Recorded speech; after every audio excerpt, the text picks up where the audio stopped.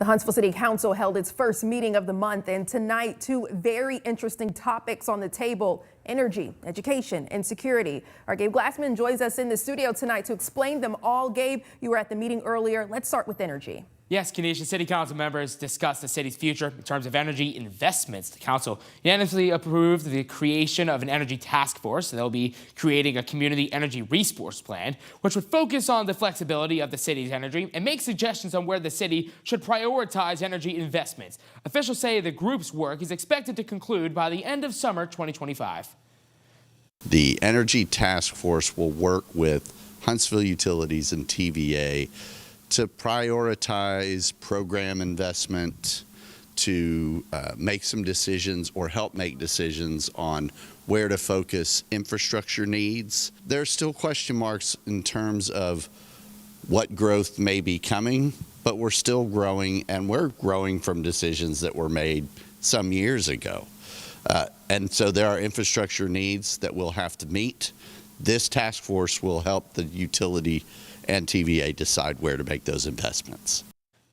Officials say the Energy Task Force will be made of 12 people, all by appointments, 5 of which will come from City Council, 3 from Mayor Tommy Battle, 3 others from Huntsville Utilities, and 1 more by the Huntsville-Madison County Chamber of Commerce. Now let's move on to the other big topic of discussion tonight: school safety. The City Council approved Huntsville police officers full access to security video cameras and key fobs to all Huntsville City Schools to increase response time in an emergency. The vote was 4-1. It was a long discussion, just under 20 minutes, talking about the ins and outs of the change. District 1 City Council member Michelle Watkins had many questions and some concerns about the subject, mainly whether the fobs and cameras will be used only in case of emergency. She was a lone no in the vote. We got the chance to speak to her about the topic before the meeting started. Take a listen. In case of emergency, they won't be trying to enter the building. They can just have a fob and they'll enter in with no problem. I do have some concerns when it comes to the cameras. Don't think they should have full access to the cameras. They can contact the school and get access as needed.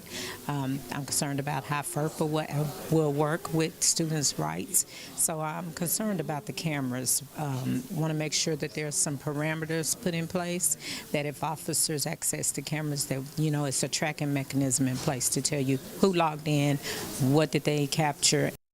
Now, the Huntsville Police Department says in a statement, quote, "This is crucial when time is of the essence, such as during active shooter incidents or medical emergencies." Huntsville Chief Police Kirk Giles also mentioned during the meeting a fob will be given to every officer, which he says is just under 400, but each key will be identified to each officer so they can keep track of the key fobs and do an audit if needed.